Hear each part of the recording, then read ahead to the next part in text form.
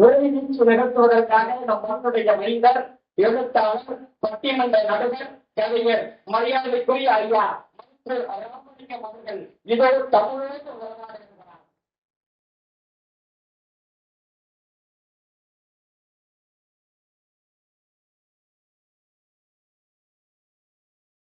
மதுக்கூர் அரசு ஆண்கள் மற்றும் பெண்கள் மகளிர் மேல்நிலைப்பள்ளி இணைந்து நடத்துகிற இலக்கிய கூடல் விழாவினுடைய இதுல இருக்கிற எல்லாரும் பேரையும் படிச்சோம்னு வைங்களேன், ஏற்கனவே எல்லாரும் இங்கதான் இருக்காங்க. நாளைக்கு ஏற்கனவே பேசுறவங்க எல்லாம் சொல்லிட்டாங்க. அதை பொறுத்துக்கு வந்தவங்க எல்லாம் தலைமையேற்று இருக்கிற தலைமை ஆசிரியர் அதுபோல உரையாற்றுவதற்காக உதவி இருந்திருக்கிற நான் எப்பொழுதும் அண்ணாந்து பார்க்கிறேன். ஏன்னா அவரு நல்ல உயரம். நான் மட்டும் இல்ல, யாரா இருந்தாலும் அவர் அண்ணாந்துதான் பார்க்கணும். நானெல்லாம் ஒரு பேச்சாளர் ஆவதற்கு மிகப்பெரிய அளவில் உதவியாக இருந்த எங்கள் முன்னோடி இயக்குனர் மரியாதைக்குரிய அன்பு தோழர் பாரதி கிருஷ்ணகுமார் அவர்கள் எனக்கு பின்னாலே உரை நிகழ்த்தி இருக்கிறார்கள். அதுபோல எங்கள் சங்கத்தினுடைய மாநில துணை பொதுச் செயலாளர் களப்பிரன் அவர்களும் வருகை தந்திருக்கிறார். இங்கே எனக்கு முன்னால அதெல்லாம் சின்ன மலைக்கா என்று அன்போடு அழைக்கக்கூடிய என்னுடைய உடன்பிறவா சகோதரர் முகைதீன் மலைக்கா அவர்கள் உரையாற்றி இருக்கிறார்கள்.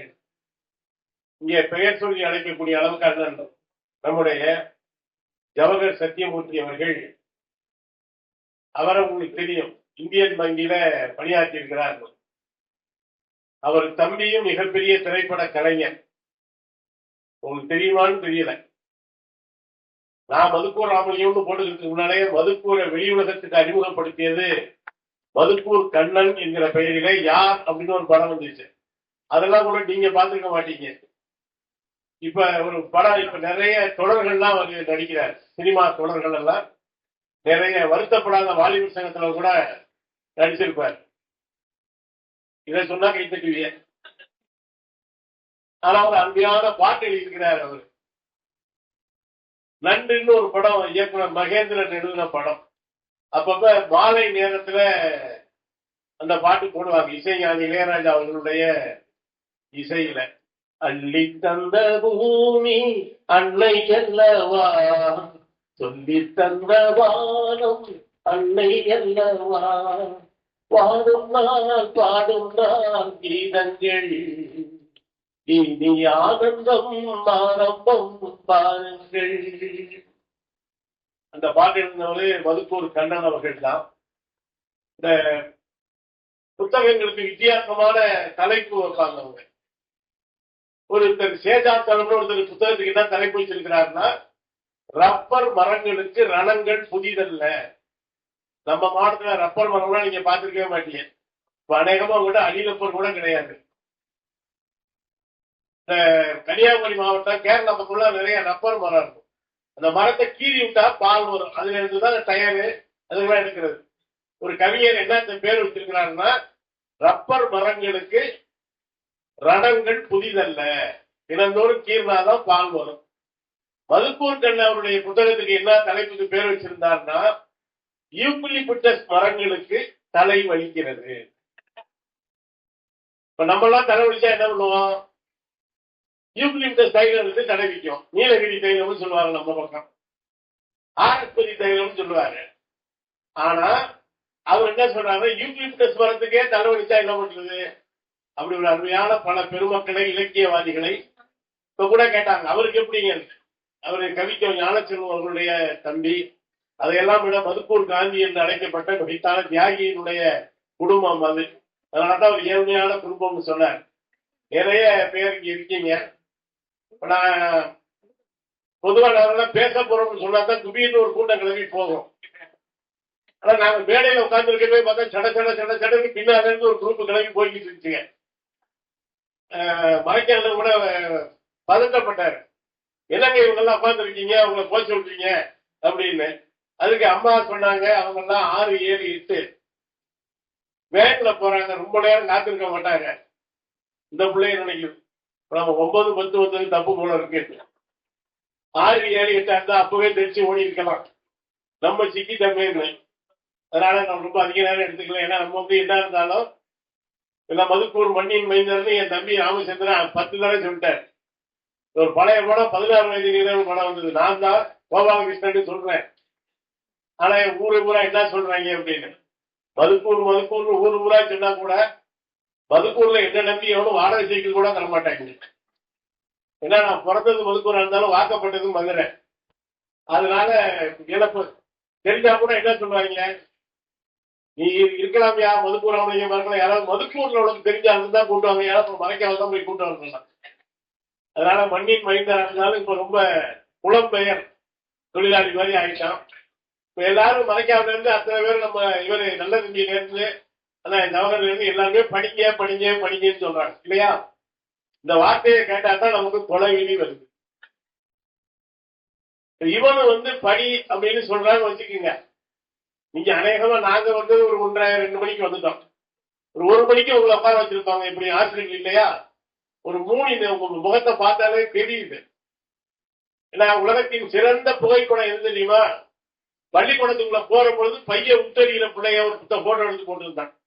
அது எப்ப வெள்ளிக்கிழமை சாயந்தரம் பைய உத்தரிஞ்சா அதுக்கு ஒரு அர்த்தம் இருக்கு.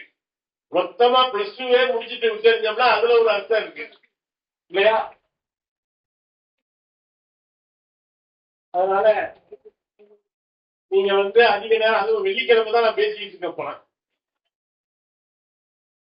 உங்க முகத்தை பார்த்தாலே தெரியுது.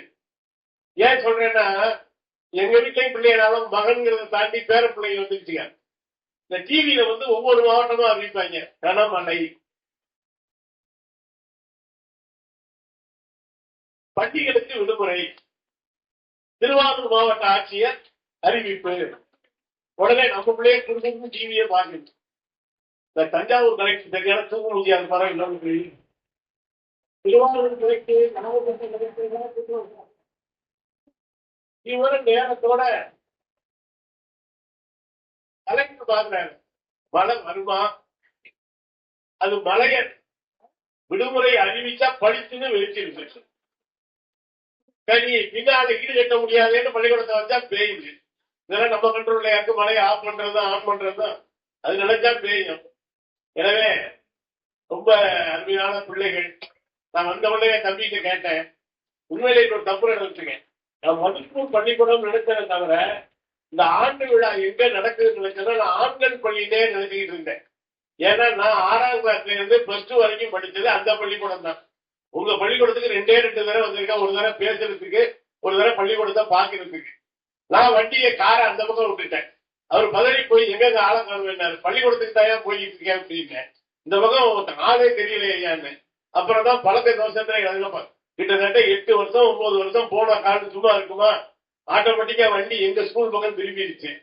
வந்தவொடனே கேட்டேன், பாய்ஸ் ஸ்கூல்ல எவ்வளவு பேர் படிக்கிறாங்க, கேர்ள்ஸ் ஸ்கூல்ல எவ்வளவு படிக்கிறாங்க அப்படின்னு. இப்ப நாங்க படிச்ச பள்ளிக்கூடத்துல பாகிஸ்தான் ஹால்னு ஒரு ஹால் இருந்தது. எத்தனை பேரும் தெரியும் தெரியல. நான் அதுக்கு யாரும் அந்த பேர் வச்சாலும் தெரியல. இப்ப நான் கேட்டேன், இந்த பாகிஸ்தான் இருக்கா? பின்னால ஒரு பெரிய கட்டடம். அது இப்ப இருக்க தலைமுறைக்கு தெரியாது. இடிச்சு பூட்டி இருந்துச்சு, இடிச்சுட்டோம்னா அப்படி ஏன்னா பாகிஸ்தான் வாத்தியார் எங்க இருக்காரு, பாகிஸ்தான் ஹால்ல இருக்காரு அப்படின்னாரு. ஏன்னா நம்ம ஊர்ல அப்படின்னா பகை இருந்தது கிடையாது. அது போல அங்க ஒரு 6ஆம் கிளாஸ்ல இருந்து +2 தான் முதல் சேர்த்து.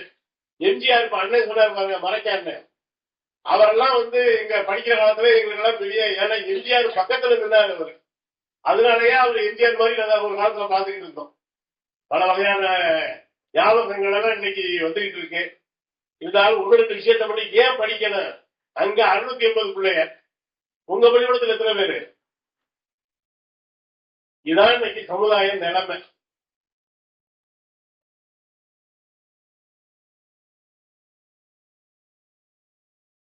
அதுலயே 8 பள்ளிக்கூடம் சேர்ந்துதான் நடக்குது.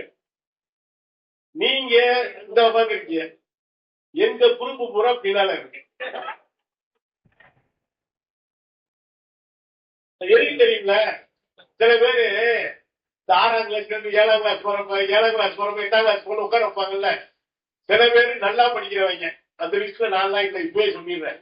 ஏன்னா என் கூட படித்த குரூப் உட்காந்து நீ படித்த கிளிக்கு தெரியாதாங்க. அதனால ஒரு செட் நல்லா படிக்கிற பயிர்கள்லாம் முதல் பெஞ்சில போய் உட்கார வைங்க. எங்க குரூப் எல்லாம் ஆட்டோமேட்டிக்கா வாத்தியார் சொல்லாமலே கடைசி பெஞ்சுக்கு ஒரு கடைசி பெஞ்சு எங்க இருக்கோம் அங்க போய் நாங்க ஆட்டோமேட்டிக்கா உட்காந்துங்க. அதனாலதான் இன்னைக்கு ஆண் பிள்ளைகள் கூட பாத்தீங்கன்னா நாங்க ரொம்ப காலம் முன்னாலேயே போயிட்டோம். இனிமே பெண்கள் நீங்க முன்னால போங்க, நாங்க பின்னால இருந்து ஊக்குவிக்கிறோம்னு அந்த பிள்ளைங்க பூரா அங்க உட்கார்ந்துருக்கீங்களா என்னன்னு தெரியல. 10th +2 ரிசல்ட் வரும்பொழுது இப்பெல்லாம் வந்து பேப்பர்ல யாரும் எதிர்பார்க்கறது இல்லை. நாங்க படிக்கிற காலத்துல இருக்கவங்களுக்கு தெரியும், பேப்பர்ல தாங்க வரும், நம்பர் முதல்ல வரும், ரிசல்ட் 2 மாசம் கழிச்சு தான் வரும். இப்பெல்லாம் உங்களுக்கு என்ன தேர்வுத்துறை அறிவித்த அடுத்த நிமிஷம் உங்க மார்க்கே உங்களுக்கு தெரிஞ்சிருக்கு. அப்ப அப்படியெல்லாம் கிடையாது. முதல் நாள் வெளியிடுவாங்க சென்னையில, அடுத்த நாள் பேப்பர் வரும். நான் உண்மையை சொல்லிடுறேன், 10th பரீட்சை எழுதிட்டு நான் தேர மாட்டேன்னு நானே முடிவு பண்ணிட்டேன். அதனால நமக்குன்னு ஒரு தொழில் இருக்குல்ல, என்ன தொழில்? நம்ம தொழில் மாடு மேய்க்கிறது தான். கரெக்டா சொல்லி முடிச்சுருவாங்க. அதுல நம்ம ட்ரைனிங் எடுத்து நானா போயிட்டேன். 10th ரிசல்ட் வரும்போது நான் எங்க கண்ணுக்கு தெரியாத பகுதிக்கு மாட்டை ஓடிட்டு மாடு மேய்க்க போயிட்டேன். ஒரு 12-1 மணிக்கு தான் ரிசல்ட் தெரியும். புதுசா ஒருத்தர் தலை நெறிக்க பேப்பரோட முடியாது. நான் பயத்தை அந்த பக்கம் ஓடுறேன். நம்ம பெயிலானது தெரிஞ்சிருச்சு போல இருக்கு. இதுல அடுத்தவனை சிரமப்படுத்தி பார்க்கறதுல சில பேருக்கு ரொம்ப சந்தோஷப்படுவாங்க. தெரியுமா உங்களுக்கு? ஏன் தெரியுமா? நமக்கு வந்து உடம்பு சரியில்லைன்னு கூட பார்த்த உடனே நல்ல வார்த்தையை கேட்கணுங்க. என்னங்க நல்லா இருக்கீங்களா? கொஞ்சம் பரவாயில்லையே, நல்லா கலரா இருக்கீங்களே. இது கலரா இருக்க வாய்ப்பு இல்லை, இருந்தாலும் சொல்லலாம்ல. இப்ப கொஞ்சம் ஆள் நல்லா இருக்கிறேன்னு சொல்ல மாட்டாங்க. என்ன இப்படி கருத்து போயிட்டீங்க? நான் இந்த காலத்துல நான் சிறப்பா இருக்கேன். இல்ல என்ன இப்படி இழைச்சு போயிட்டீங்க? சுகரா? எதுக்கு பாத்துக்குங்க. ஏன் எங்க பெரியப்பாவுக்கு சுகர் இருந்துச்சு, நேற்று தான் காலம் எடுத்தாங்க.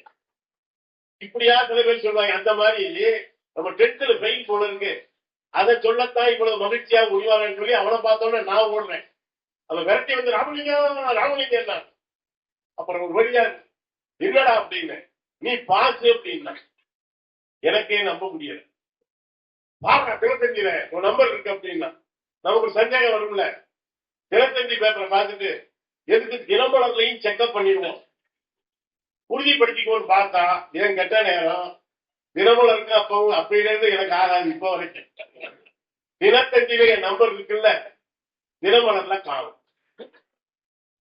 இப்ப நான் பாஸா பெயிலான்னு கிட்டத்தட்ட 1.5 மாசம் குழப்பத்துல இருந்து இந்த மார்க்கை வாங்கி பார்த்தா இந்த பார்டர்னு சொல்லுவாங்க இல்ல,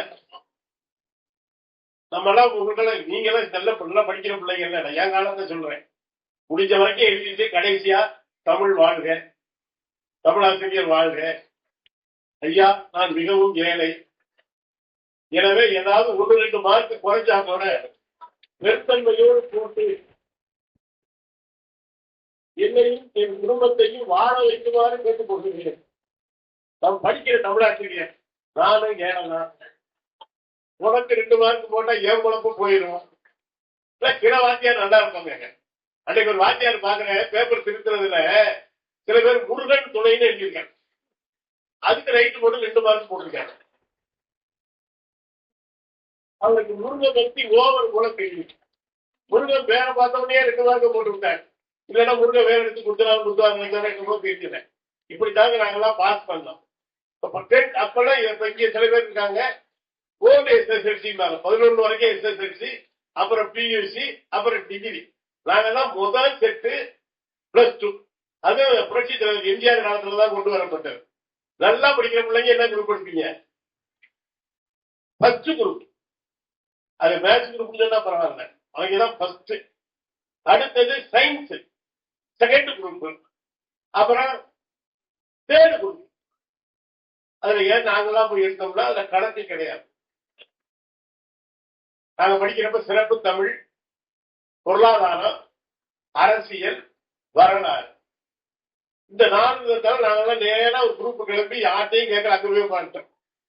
இப்ப சொல்ல அட்மிஷனே போடலையே அப்படின்னு. இல்லையா போட்டுக்கலாம், என்ன அவசரம், நாங்க ஒரு இடத்தை பார்த்து வச்சுக்கணும் ஆர்ட்ஸ் குரூப்ல. அதை தாண்டி வொகேஷனல் குரூப்னு ஒரு குரூப் விரும்பி சொல்றேன்னா, நாங்கெல்லாம் அரசு பள்ளியில பண்ண ஜவஹர் பேசுறாங்க, இங்க பேசுற அநேகமா எல்லாருமே அரசு பள்ளியில படிச்சவங்க தான்.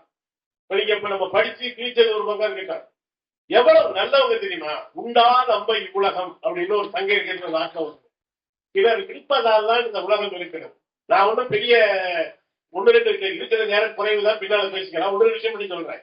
ஒரு நாள் நாங்களாம் விக்ரமத்துல இருந்து மதுக்கூருக்கு நடந்துதாங்க வருவோம். சைக்கிளை 8ஆம் கிளாஸ் எல்லாம் வாங்கி கொடுத்தாங்க. 8ஆம் கிளாஸோ 9ஆம் கிளாஸோ ஒரு கையில டிஃபன் பாக்ஸ் தூக்கிக்கிட்டு தூக்குவாளியை தூக்கிக்கிட்டு இந்த பக்கம் ஒரு மஞ்ச பை, அதுதான் அதிகபட்சம், எடுத்துக்கிட்டு வந்தோம். நாங்க ஒரு செட்டு பேசிக்கிட்டே வருவோம். ஒரு தடவை நம்ம கீத்து சந்தை இருக்குல்ல, அங்கெல்லாம் காய்கறி சந்தை இருக்கும். இப்ப இருக்குன்னு நினைக்கிறேன். கீத்து சந்தை காணும், அதனால காய்கறி சந்தை எல்லாம் இருக்கு. அதுல வச்சுட்டு ஏதோ பேசிக்கிட்டு நான் ஒரு நாள் என்ன பண்ணிட்டேன், டிஃபன் பாக்ஸ் அங்கேயே வச்சுட்டு வந்தேன். புத்தக பைய வச்சாலும் வைக்கலாம், சாப்பாடு பைய வைக்கலாமா? நான் ஒரு கூறு கட்டாலும் அங்கேயே வச்சுட்டு வந்தேன். எனக்கு அது வச்சுட்டு வந்ததுங்கிறது ஞாபகம் இல்லை. மத்தியானம் சாப்பாட்டு இடத்துல போய் எல்லாரும் போய் இருக்கிறாங்க டிஃபன் பாக்ஸ். அப்பதான் தெரியுது எங்க வச்சவனு தெரியலங்க. இருந்தாலும் பரவாயில்லங்க, இப்பதாங்க எவ்வளவு கேட்டா கொடுக்க மாட்டாங்க. டிஃபன் பாக்ஸ் இல்லைனாலும் சாப்பிடுற பயிர்களோட போனோம்னா ஆளுக்கு ஒரு கை கொடுத்தாலும் முடிஞ்சு வச்சில்ல, பரவாயில்லனா வாரான்னு கூட்டு போய்கிட்டு இருந்தாங்க. அப்பெல்லாம் இந்த மில்லு எங்க அருணாயிரம் மில்லுதான் வந்து சாப்பிடுறது. ஆத்துல கை கழுவிட்டு சாப்பிட வந்து வெளியே வர்றோம். காலையில வச்சுட்டு வந்தோம்ல காய்கறி கடையில ஒரு டிஃபன் பாக்ஸ், அந்த கிளவி என் டிஃபன் பாக்ஸ கையில வச்சுக்கிட்டே அந்த பள்ளிக்கூட வாசல்ல நிக்கிருங்க. நான் வச்சுட்டு வந்து எத்தனை மணிக்கு, 8 மணி 8:30 மணி இருக்கும். பள்ளிக்கூடம் முடிஞ்சது 12:30 மணி 1 மணி. நான் பார்த்த உடனே நான் தான் வச்சேன்னா எனக்கு தெரியாது. நான் பார்த்த உடனே நம்ம ஏன் டிஃபன் பாக்ஸ் தான் நீங்க எப்படி வச்சுக்கிட்டு இருக்கிறீங்க? இல்லையா, நான் காலையில ஒரு 9 மணிக்கு பார்த்தேன், ஏதோ ஒரு படிக்கிற பிள்ளைதான் வச்சுட்டு போயிடுச்சு, மத்தியானம் சோத்துக்கு என்ன பண்ணணும்னு யோசிச்சையா, அதனாலதான் எப்படியும் சாப்பிடுற நேரத்துக்கு கையில கொடுத்துருந்தாங்க.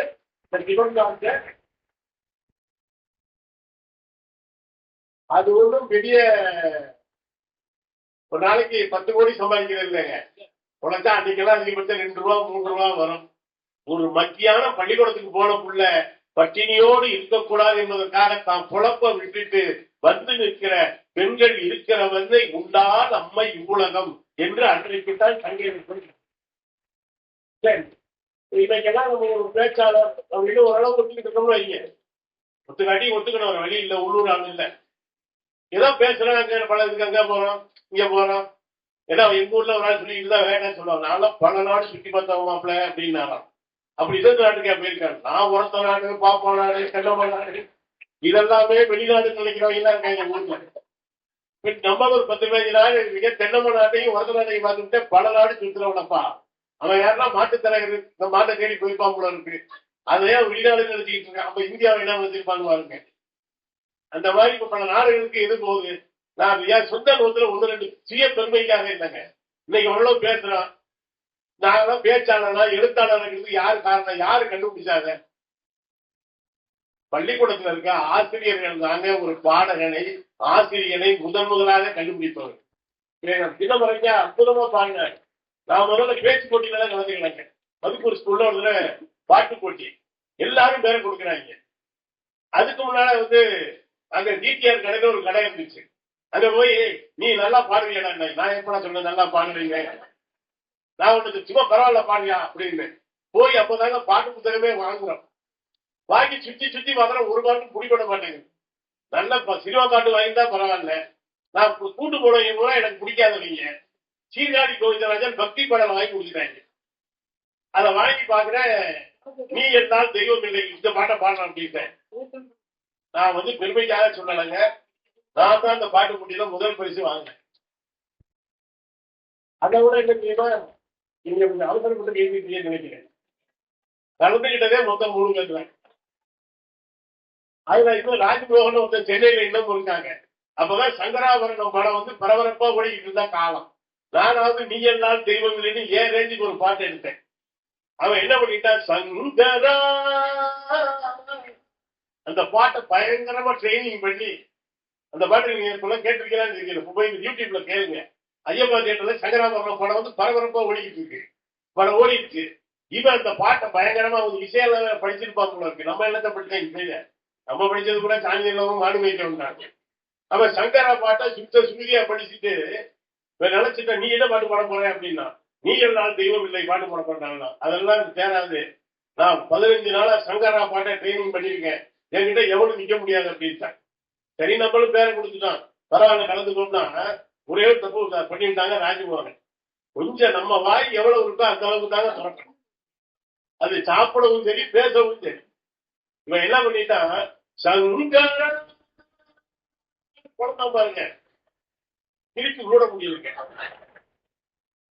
அது இப்ப மெடிக்கல்ல கேட்டா அது பெரிய உண்மையில விளையாடுகிறோம், விசாரிச்சு பாருங்க.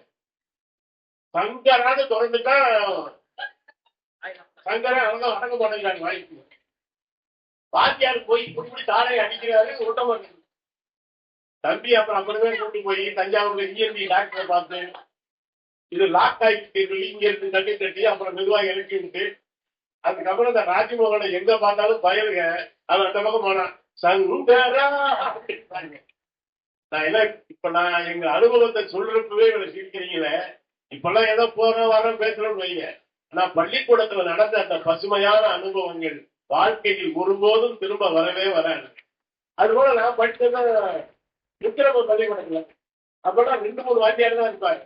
ஒரு நாள் திடீர்னு ஒரு ஆசிரியர் கேட்டார், பட்டிக்கோட்டை காலத்து அளவுல பேச்சு போட்டி நடக்குது, நம்ம பள்ளிக்கூடத்துல யாரும் நல்லா பேசுறவங்க இருக்காங்களா அப்படின்னு ஹெட்மாஸ்டர் கேட்கிறாரு. இது வரைக்கும் கச கசன்னு பேசிட்டு இருந்த வயது கூட கப்புன்னு ஆஃப் ஆயிட்டாங்க. எதுக்கு நம்ம மேல சொன்னாலும் சொல்லிடுவாங்க. நானும் அப்படிதாங்க உட்காந்துருக்கேன். என்ன ஒருத்தன் அழகா தூக்கி விட்டான். சார் ராமலிங்க நல்லா பேசுவான் சார். நான் உடனே சொன்னேன், எப்படா சொன்னேன் நான் உங்ககிட்ட நல்லா பேசுறேன். அதுக்கு அவன் சொல்றான், எனக்கு குச்சி கேட்ட முடியா. அப்பெல்லாம் நாங்க ஸ்லேட்டுல குச்சி வச்சு எழுதுவோங்க. அது கலர் குச்சி வச்சிருக்கவங்க பெரிய அம்பானி பிள்ளைன்னு அர்த்தம். குச்சியில 2 குச்சி இருக்குது. கலர் குச்சி அப்பதான் வந்துச்சு. அவன் ஏதோ குச்சி கேட்ட போட்டுனா இல்லைட்ட போட்டு அதை மனசுல வச்சுக்கிட்டு என்ன தூக்கி விட்டான். நான் எழுந்திரிச்சு கையை கட்டிக்கிட்டு, சார் எனக்கு பேச வராது சார் அப்படின்னு. இதான் பேசுறேன் இல்லைங்க உங்ககிட்ட பேசுவேன். மேடையில நீ போய் வந்து வீட்டை வேண்டாம். முதல்ல நமக்கு யாரும் எழுதி கொடுத்துருப்பா, நம்ம ஆசிரியர் தான் எழுதி கொடுத்துருப்பாங்க. மொத்தமே 10 வட்டி தாங்க. எனக்கு பிடித்த கவிஞர் பாரதியார். பாரதியார் எட்டயபுரத்தில் பிறந்தார். அவருடைய தாயார் பெயர் லட்சுமி அம்மாள், தந்தையார் பெயர் சின்னசாமி ஐயர். ஒரு பாரதியார் வீட்டுக்கு ஆதார் கார்டு எடுக்கிற அளவுக்கான விவரங்கள் தான், வேற ஒன்றும் பெருசா கிடையாது. அதெல்லாம் அந்த மனப்பாடம் பண்ற அழகெல்லாம் ரொம்ப குறைஞ்சு போச்சுங்க. வயது என்ன பண்ணுவாங்கன்னா, பாரதியார் எட்டயபுரத்தில் இப்படி வச்சு குத்துவாங்க தெரிஞ்சா பாரதியார் பிறந்திருக்கவே மாட்டாங்க. அதுல சில பொண்ணு என்ன பண்ண, அவருடைய தாயார் லட்சுமி அம்மாள் எவன் சொல்லி கொடுத்தான்னு தெரியல. மாரடிச்சுக்கிட்டு படிச்சாங்க, மனைவி குத்திட்டு படிச்சாங்க அப்படின்னு. இப்படி எல்லாம் படிச்சு கிடிச்சு ஒரு மாதிரி மனப்பாடம் பண்ணி இருக்குங்க. எங்க அம்மாட்ட போய் சொல்றேன், அம்மா நான் பேசி போட்டிக்கு பட்டுக்கோட்டைக்கு போறோமா அப்படின்னு. அப்பெல்லாம் யூனிஃபார்ம் ட்ரெஸ்ஸே போட்டிட்டு போறது தாங்க. அவங்க இப்பெல்லாம் கூட நான் கார்ல வந்தேன், கலப்பரை கூட்டு வந்தேன். எப்படி பேச்சு போட்டிக்கு போனோங்கிறீங்க? விக்கிரமத்துல இருந்து பட்டுக்கோட்டைக்கே சைக்கிள்ல தான் போகணும். அது எங்க வாத்தியார் வச்சிருந்த சைக்கிள். சிறப்பு என்னன்னா, வெள்ளக்காரங்க இந்தியாவுக்கு வந்த பொழுது கொண்டு வந்த சைக்கிள் அது ஒண்ணு. ஃப்ரண்ட் வீல் மதுக்கூர் முக்குடி சாலையில இருந்தா பேக் வீல் நாட்டு சாலையில இருக்கும். வண்டியை எடுத்தாலே கிழிச்சு கிழிச்சு கிழிச்சு கிழிச்சுன்னு கட்டும். அதுக்கு ஸ்டாண்டும் கிடையாது, ஒண்ணும் கிடையாதுங்க. அவரே புறத்தை சாட்சி வைக்கிற மாதிரி மரத்தெல்லாம் கொண்டா சாட்சி வைப்பாரு. அதுல பேரு எதுவும் இல்லை. என்ன தூக்கி முன்னால உட்காந்துக்கிட்டு மாதிரி போறோம். அங்க போய் பார்த்தா பெரிய பெரிய பள்ளிக்கூடமா வந்து இறக்குறாங்க, ஆட்டோலையும் பைக்கிலையும். நாங்கெல்லாம் ஒரு இத்து போன பள்ளிக்கூடம், இத்து போன வாத்தியாரு. நான் ஒவ்வொருத்தரா கூப்பிடுறாங்க. அவங்க பூரா வச்சு பேசுறாங்கன்னு அந்த மாதிரி. இந்த மாதிரி அது யார் கண்டுபிடிச்சாலும் தெரியல. தங்க தாமரை போல அமர்ந்திருக்கும் தலைமை ஆசிரியர்களே, இந்த ஸ்கிரிப்டை மாத்தலாம். அல்லது வானத்தில் சூரியன் போல அமர்ந்திருக்கும் இருபால் ஆசிரியர் பெருமக்களை இப்படியா சொல்லி சொல்லி அவங்க அடிக்க அடிக்க நமக்கு கைய காலம் உதறுதுங்க. கடைசியா ராமலிங்கம் ஊனாமானா ஓனா துவக்க பள்ளி விக்கிரம் வந்து கூப்பிட்டாங்க. வேற வழி இல்லாம சில பேர் 10 கொலை பண்ணிடுவாங்க. அதுக்கெல்லாம் பயப்பட மாட்டாங்க. 2 வார்த்தை பேர சொன்னா கை காலெல்லாம் நடிக்கிடுவாங்க. ஆளு இல்லாமையே தண்ணி குடிப்பாங்க, விட்டு வளர்த்துவாங்க. கடைசியா போய் நிக்கிறேன், கைய வெட்ட வெட்ட வெட்டன்னு வெட்ட போற போயிட்டு மாதிரி நடுக்குது. நின்ன உடனே ஏய் போறா அப்படின்னு நடுவர். அதுலயே பாதி மீறி போயிடுச்சு. எனக்கு பிடித்த கவிஞர் பாரதியார் பாரதியார் பாரதியார் அப்படின்னு. ஏண்டா பாரதியார் ஏழ விடுற? அடுத்து ஒரு புண்டை போட்டேன். மகாகவி பாரதியார் எட்டயபுரத்தில் பிறந்தார் சொல்லணும். பாரதியார் எங்கேயோ பிறந்தார் அப்படின்னு. ஏன்னா என்ன நடக்குதுன்னு எனக்கே தெரியல. அவருடைய தாயார் பெயர் சின்னசாமி ஐயர், தந்தையார் பெயர் லட்சுமி அம்மாள். ஒரு ஆள் சொல்ற பாரதியார் குடும்பத்தையே கொலை பண்ணிட்டு இருக்காங்க அப்படின்னு. எங்க ஐயா முடியாத ஏன்டா ஏன் இப்படி உளர்ற அப்படின்னா, இல்லைங்க மறந்து வச்சுங்க, நீயா ஒண்ணு பீக்க வேண்டாம். நம்ம அந்த ஸ்கிரிப்ட் ஒன்று பையில வச்சிருக்கோம்ல, டவுசர்லாம் ஆஃப் டவுசர் தானே, அதை எடுத்து படிச்சுட்டு வந்தாக்கா நான் சைக்கிளை வச்சுட்டு ரெடியா நிக்கிறேன், கிளம்பிடலாம்டா அப்படின்னாரு. நானும் பட்டாளத்து வீரபாண்டிய கட்டபொம்ம நாடகத்துல வாழ உருவன மாதிரி உள்ள கையை விட்டு உருவிட்டாங்க பேப்பரை. அப்பதாங்க ஒரு தப்பு நடந்து வச்சு. என்னன்னா எங்க வாத்தியார் எப்பாவது பட்டுக்கோட்டைக்கு போவாங்க போல இருக்கு. அவங்க வீட்டுக்காரமா மளிகை சாமான் வாங்கிட்டு ஒரு பேப்பர், இவர் மளிகை சாமான் எழுதின பேப்பரும் பாரதியார் எழுதின பேப்பரும் ஒரே பேப்பர் போல. இவர் பாரதியாரை சுருட்டி அவர் டவுசர்ல வச்சுக்கிட்டு மளிகை சாமான என்கிட்ட கொடுத்துட்டாரு. நான் பதட்டத்துல எடுத்து பாக்குறேன், அரிசி 5 கிலோ, சீரகம் 100, பெருஞ்சீரகம், இதை நான் படிக்கிறேன். ஒரு ஆள் சொன்னா இவன் பாரதியார் வீட்டுக்கு மளிகை சாமான் வாங்கி கொடுத்துருக்காங்க இருக்கு, அதெல்லாம் ஏன்டா சொல்றேன். அவர் திரும்ப கிட்ட முடியாது சொல்றாரு, ஏன்டா இதை படிக்கிறேன், இதுக்கு மேல நீ ஒரு வார்த்தை பேசாத, இத்தோடு என் வார்த்தையை முடித்துக் கொள்கிறேன். அதையாவது சொல்றா. நான் ஒரு ஆள் அதையும் ஒழுங்கா சொல்ல தெரியாம இத்தோடு என் வாழ்க்கையை அடுத்தவன் அசிங்கப்பட்டதுக்காக எவ்வளவு மகிழ்ச்சி பாருங்க உங்களுக்கு. அதுல ஒரு ஆள் சொல்றாரு, தம்பி நீ மட்டும் இல்ல, உன்னை பேச்சு போட்டி கூட்டு வந்தாருல வாத்தியாங்க, 2 பேரும் போற வழியில நாட்டுச்சாலையிலயோ குளம் குட்டையில விழுந்துருங்க. நீ பேச்சு போட்டின்னு பட்டுக்கோட்டை பக்கம் உங்க 2 பேரையும் பார்த்தோம், முடிச்சு போலீஸ்ல கொடுத்துருவோம் பாத்துக்க. இதுல என்ன வேடிக்கை தெரியுமா, நான் பேச்சு போட்டிக்கு போறேன்னு சொன்ன பிறகு எங்க அம்மா வந்து தம்பி வச்சிருக்க மாதிரி பெரிய கப்பா தர போறாங்கன்னு நான் உள்ள, அதுவும் இருட்ட பிறகு போறோம் 2 பேரும், என்ன அந்த செய்தி தெரிஞ்சிடக்கூடாதுன்னு இறக்கி விட்டு அவர் ஓடிட்டாரு. நான் வீட்டுக்கு போறேன், எங்க அம்மா சொல்லுது, என்னடா தம்பி என்னாச்சு, ஒன்னும் ஆகலம்மா, உள்ள இந்த நிமிஷம் வரைக்கும் உயிரோட தான் இருக்கேன்.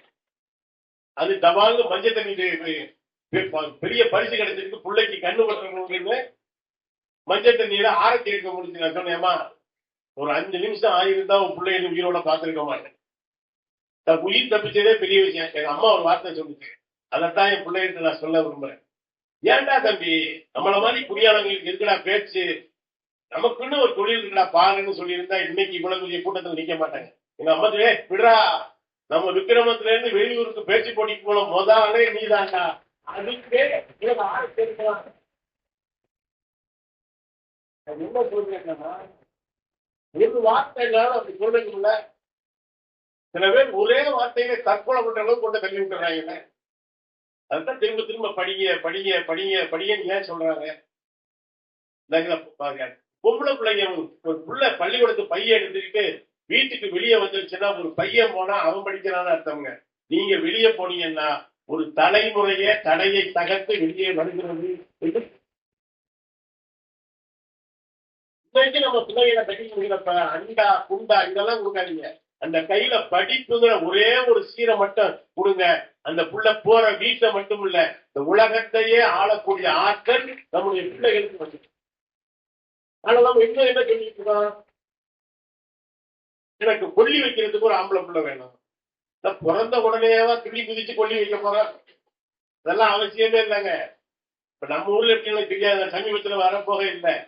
நான் குடியிருக்கிற மதுரையில எலக்ட்ரிக் சுடுகாடுதான், ரொம்ப எல்லாம் கட்டையை அடிக்கி ஐயா தூக்கி மேல வச்சு, அதுலயும் நான் குடியிருக்கிறது தத்தனை அடிக்கணும் சுடுகாட்டு ஏரியாங்க, கிருஷ்ணகுமார் தெரியும், அது பக்கத்துலதான் எங்க வீடு.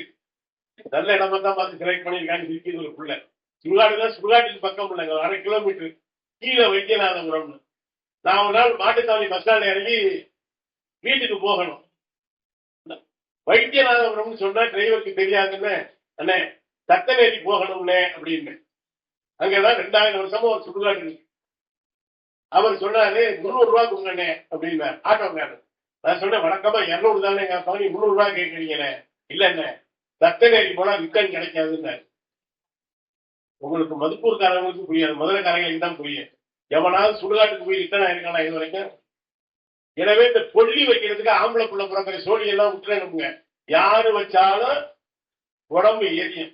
2வது இந்த கொல்லி ஆஸ்திக்கு ஒரு பிள்ளைய பெக்கிறேன் அதெல்லாம் வேண்டி இல்லைங்க. இப்பெல்லாம் எலக்ட்ரிக் சுடுகாடு இருந்துச்சு. ரவா தோசை மாதிரி உள்ள ஆள் அனுப்பி விடுறாங்க.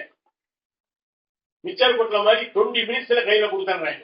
அதுக்காக எல்லாம் கஷ்டப்பட்டு ஆம்பளையோ பொம்பளை பிள்ளையோ அதுல பாரபட்சமே இருக்கக்கூடாது. இன்னும் நல்லா போனா இன்னைக்கு நம்ம பக்கம் எனக்கே நல்லா தெரியும். பல பேருக்கு பொம்பளை பிள்ளைங்க பார்த்தீங்கன்னா நான் பத்திரிகையெல்லாம் வாங்கி பார்த்தா என்ன போட்டு என்ன தெரியும் முதல் பார்ப்பேன், இந்த பிள்ளைகளுடைய பெயருக்கு பின்னால் என்ன படிப்பு போட்டிருக்கு அப்படிங்கிறதுதான் முக்கியம். அதேதான் நம்ம ஊர்ல அடிக்கிற பத்திரிகையில பெரும்பாலும் சில சமயத்துல இந்த பயணத்தை பெற்றாத கூட ஒரு பட்டத்தையும் காணும். ஒண்ணும் இல்லைன்னா நிலக்கிழான்னு போட்டு விட்டுறாங்க. அப்படின்னா வெறும்பயன்னு அர்த்தம், படிக்கலன்னு அர்த்தம். ஆனா அந்த பிள்ளைகளை பார்த்தீங்கன்னா ஒன்னொன்னு அப்படியே சுடர் மாதிரி ஜொலிக்குதுங்க. இன்னைக்கு கல்வி அறிவுல நம்முடைய பிள்ளைகள்லாம் அதுலயும் மறைக்கா சொன்னப்ப ரொம்ப சந்தோஷமா இருந்துச்சுங்க. ஏன்னா நம்ம ஊர்ல நூலகம் அது கூட ரொம்ப பெருமுயற்சிக்கு பிறகு மதுக்கூர்ல அன்னைக்கு மதுக்கூர்ல ஒரு லைப்ரரின்னு ஒண்ணு இல்லைன்னா நாங்க ஏது புத்தகம் வாங்க. எனவே தயவு செய்து பிள்ளைகள் நம்மளை பின்னால தமிழோடு உறவானது அம்மா கீழடியை பத்தி எல்லாம் சொன்னாங்க. நம்முடைய தமிழ் மொழியில ஒன்னே ஒரு சொல்லி முடிச்சாங்க. நீங்க தமிழ் அவங்க சொன்னாங்க உலகத்தில் இருக்கிற செம்மொழிகள்லயே தமிழ் மட்டும்தான் இன்னும் உயிரோட இருக்க முடியும். அதான உண்மை. நீங்க எல்லா மொழியும் படிக்க, ஆங்கிலம் படிக்க, ஹிந்தி படிக்க, எத்தனை மொழி படிக்க முடியுமோ. ஒரு முறை நாடாளுமன்றத்துல அண்ணா கிட்ட ஒருத்தர் சொன்னாராம், ஏன் அண்ணா ஹிந்தியை பார்த்து பயப்படுறீங்க, நீங்க படிச்சீங்கன்னா 6 வாரத்துல ஹிந்தி படிச்சிடலாம் அப்படின்னா. அதுக்கு அண்ணா சொன்னாரா, ஆமா ஆமா கரெக்ட் தான், 6 வாரத்துக்கு மேல படிக்கிறதுக்கு உங்க மொழியில ஒண்ணுமே இல்லை அப்படின்னாரு. ஆனா 6000 வருஷம் ஆனாலும் நம்ம தமிழின் சிறப்பை சொல்லி முடிக்க முடியாது. ஏன் சொல்றேன்னா இங்க நாங்கெல்லாம் எங்க தமிழ் கற்றுக்கிட்டாங்க நினைக்கிறீங்க? ஒரு காலத்துல மிலாடி நபி விழான்னு மதுக்கூர்ல நடக்கும். தமிழ்நாட்டினுடைய அத்தனை சிறந்த கவிக்கு அப்துல் ரஹ்மான்ல இருந்து அத்தனை பேர் பேசியிருக்காங்க. இன்னொரு பக்கம் பாத்தீங்கன்னா நம்முடைய செட்டித்தெரு காளியம்மன் கோயில், அங்க புலவர் கீரன் 10 நாள் மகாபாரத சொற்பொழிவு நடத்துவார். அதுபோல நம்ம ஏரியாவோட சுத்தி திருமுருகர் திருவானந்தவாரியார் பேசுவார். நீங்க படிக்காட்டி கூட பரவாயில்ல, அந்த காலத்துல ஓடி ஓடிதான் பேச்ச கேட்கணும். இப்பெல்லாம் நீங்க நல்ல யூடியூப்ல பாரதி கிருஷ்ணகுமார் மாதிரி எத்தனையோ பேச்சாளர் இருக்காங்க, நல்ல பேச்ச கேளுங்க.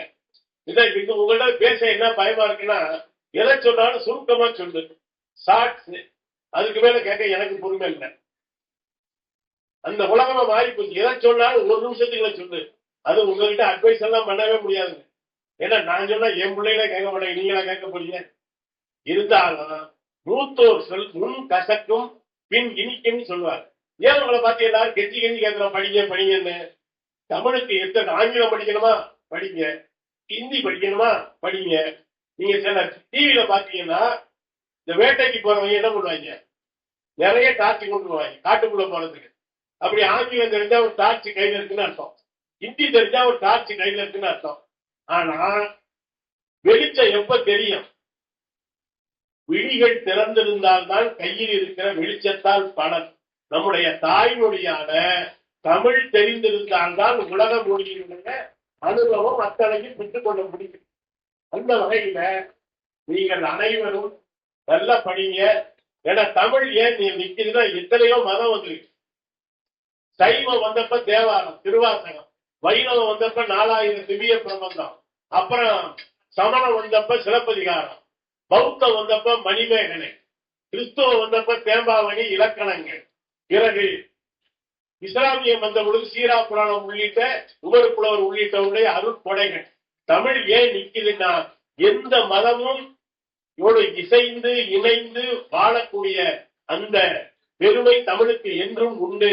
அந்த வகையில் தமிழோடு உறவாடு என்பது நம்முடைய சொந்த தாயோடு உறவாடுவதை போல. ஏன்னா நம்ம ஊர்லதான் தமிழ் செல்வன் தமிழ் செல்வி அப்படிலாம் பேர் வைக்கிறது. தமிழ்ங்கிறது வெறும் மொழி மட்டும் கிடையாது, அதுதான் நம்முடைய அடையாளம், அதுதான் நம்முடைய முகவரி. அந்த வகையில் நம்முடைய மதுக்கூர் பெண்கள் மேல்நிலைப் பள்ளி, ஆண்கள் மேல்நிலைப் பள்ளியில படிக்கக்கூடிய பிள்ளைகள் நிறைய பேர் இன்னைக்கு மிகப்பெரிய பொறுப்புகள்ல இருக்காங்க. இன்னும் அரசு பள்ளிகள்ல படிக்கிற பிள்ளைகளுக்கு நிறைய சலுகைகள் அரசாங்கம் கொடுக்குது. அதையெல்லாம் பயன்படுத்தி நீங்க சீர் சிறத்தையும் அண்டாவும் உண்டாவும் கொண்டு போக வேணாம், நல்ல படிப்பை கொண்டு போனால் அதை விட ஒரு சிறந்த சீர் உலகத்திலே எதுவுமே இல்லை. தமிழோடு உறவாடுவோம், கல்வியை படிப்போம் என்று சொல்லி உங்கள் அனைவருக்கும் என்னுடைய வாழ்த்துக்களை சொல்லி வாழ்க்கையை நிறைவு செய்கிறேன். நன்றி.